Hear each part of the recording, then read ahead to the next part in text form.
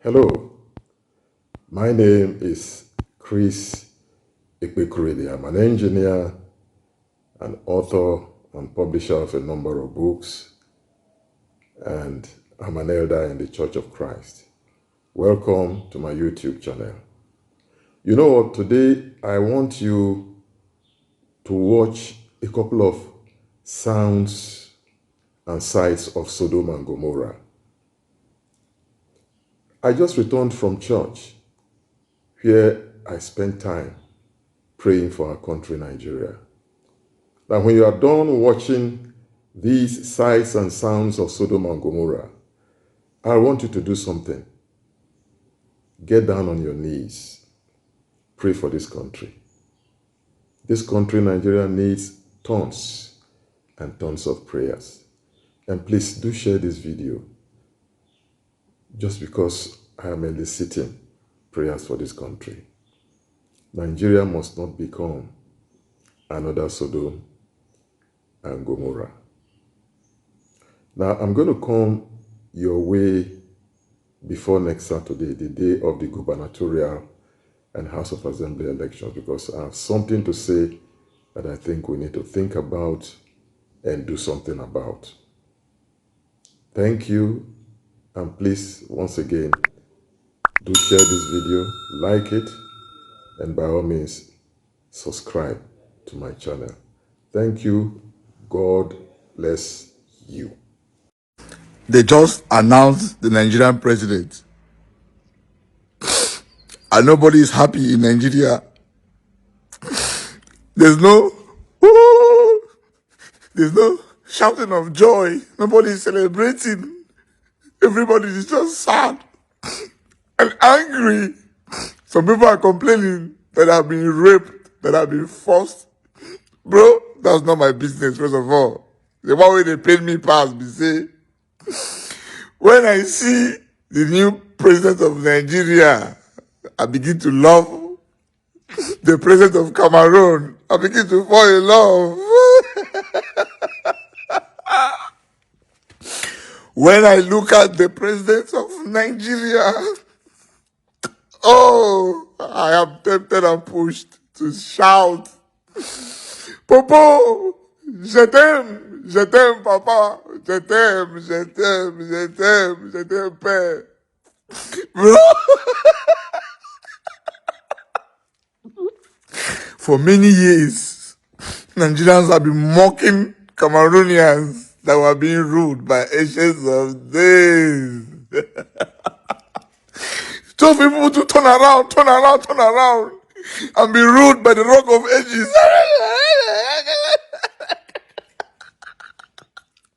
Bro. He will laugh last. Laugh best. He will laugh best. You people are welcome to the crew. You are welcome to the league. You are welcome to the league. Welcome to the... You people should also test it small, eh? Test it. At least our president have class. Our president is fresh. Our president is diplomatic. What do you want? What did you just give Nigeria as president? Amala, I can't. I feel bad for all Nigerians. I feel extremely bad for Nigerians.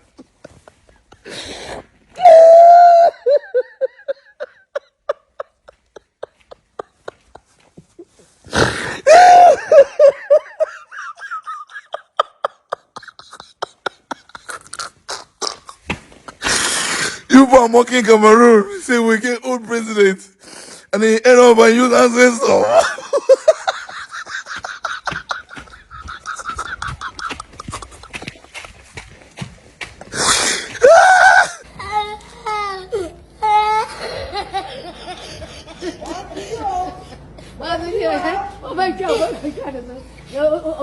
And then now that I'm going to APC, I'm leaving PDP to APC.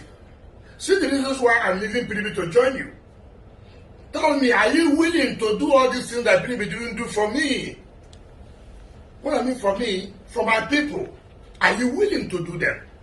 Yes, I'm willing to do them. Can you announce it to the public? Let them hear that this is why I'm leaving PDP. Because you say you will do this. Announce it to my people. If that is the case, then when I'm leaving PDP, you will see the senators will go with me. The House of Reps will go with me. The Assembly will go with me. Because it's for the interest of the state. It is for the interest of the region. Not when I go on my own to see how I can be protected and be politically relevant. Hello, sir. My brother, good evening. Evening, sir. How work, sir? I did. It's Dimbeko. Yeah. Okay, was trying to reach you. I don't know whether he has spoken with you. No, I'm not. Okay. Let me check him. That time he said I should call. Yes, sir. Yeah, what's the problem? Well, there's no problem except we asked that they should move the thing to the rack center they refused. And the usual intimidation. Intimidation by who now? No, we know that's what they will do. It's just that, arriving late a bit and trying to put up the disbursement and set up our... I don't know what you're saying. You're not saying that anything. Who is intimidating you? No, like me, nobody is intimidating me. We have people there. Tell everybody to be there. Nobody, you couldn't did it. You couldn't say, don't move there. You couldn't did it. They couldn't do anything. You understand me? You couldn't go and did it. So the hero said you will not do, you not cancel. Yeah. The hero is posted from where? It's on Plateau. From Plateau. But I'll call the Plateau man now. I'll tell him to tell me if he does not return my destiny, I will deal with him. Don't worry. No, let him just sign, that's all. Maybe that was if he does that he should return whatever I'm going to make sure that I will kill him in this state. Don't worry. Hello. Hello, sir. Call the bank coordinator Yes. of Plateau, the man in the chair, Yes. that I said he should warn his man in Ghana. Okay, sir. That if he does rubbish, he should inform what to give. That if he tries it, that will make sure that he will never leave the state. No problem. So the time I gave him that he should warn him. If he's playing with people, he thinks that they will collect that and begin to do rubbish. That tell the I said that will see what I will do to him. If that's how they be. And then too, I think the man in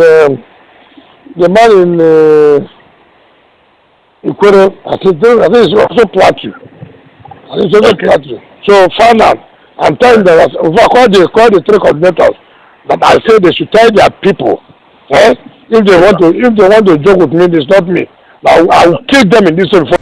Equally of grave concern is the daring attempt by the governor of Rivers State, His Excellency Barrister Inyes Omeson Wike, to compromise security agencies, particularly troops of 6th Division Nigerian Army, with hefty financial inducement to help him in his illegitimate act of thwarting a free and fair electoral process to his favor, while at the same time accusing the Nigerian Army and its command hierarchy of being biased daily. Apparently, Governor Wike must have underestimated the Nigerian Army's commitment to being professionally responsive in the discharge of our constitutional role. Oh, how is the mighty falling in election battle? The giant of Africa, the hope of Africa, nay, the hope of the black race, decorated on front pages in rags and rotting colors. The shame of a nation that remains a baby at 63. A nation that incarcerates her heroes and elevates the scum amongst her citizens. The sorry sight of a stripped nation, bearing no leaves to cover her nakedness.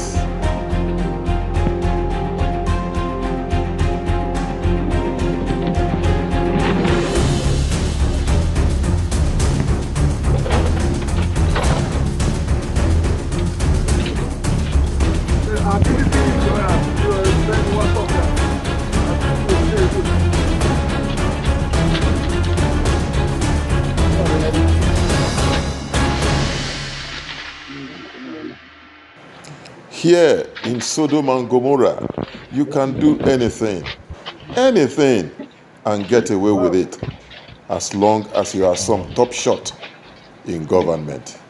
Welcome to Sodom and Gomorrah.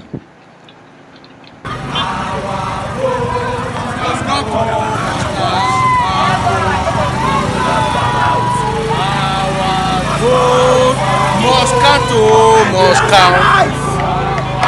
Nigerians arise and fight for your freedom.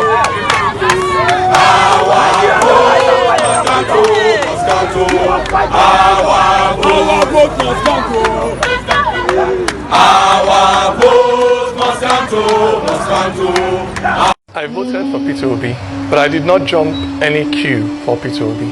I did not smuggle anybody into the polling booth for Peter Obi. I did not brandish a knife or threaten anybody in my polling unit for Peter Obi. I did not snatch a ballot box, stuff a ballot box, break a ballot box for Peter Obi. I did not pay anybody to change any results for Peter Obi. I did not steal, I did not kill for Peter Obi. What I did for my candidate was stand in line from 8 in the morning on Saturday till 8 in the morning on Sunday.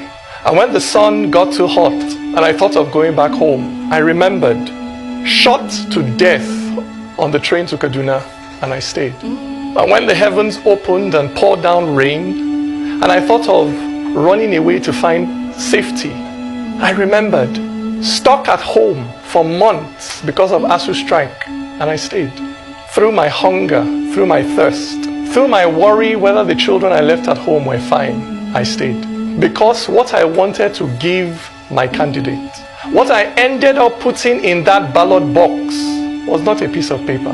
What I ended up putting in that ballot box was my hope for a country where young people would not be so disillusioned by the actions of their own parents, of their own leaders, that they will be willing to risk crossing the Sahara Desert on foot just to escape. That was what I put in that ballot box. That was what my presiding officer refused to upload for 3 days. The future of that young boy who stood with me, who stood with us as we counted those votes through the night. He was a first-time voter, pregnant with hope. But somewhere between the polling unit and the collation center, that boy's future was waylaid by a politician that used biro to cross out his destiny, a politician that found where that boy had written hope and wrote over it hopeless. It is a terrible thing when a Nigerian is kidnapped on the way to Zamfara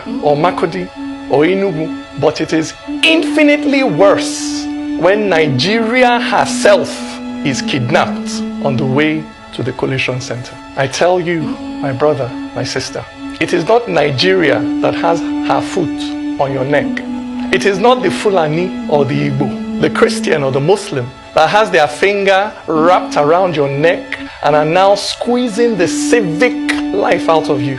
It is not those Yoruba people that don't give a damn whether you eat, whether you have a decent house to sleep in, whether you're able to find a job 5 years after graduating. It is not North or South that uses 8 years to build one bridge or to repair one pothole in the middle of your road. It is that politician who is willing to kill, who is willing to steal to stay in power. That is your enemy. Lift me up.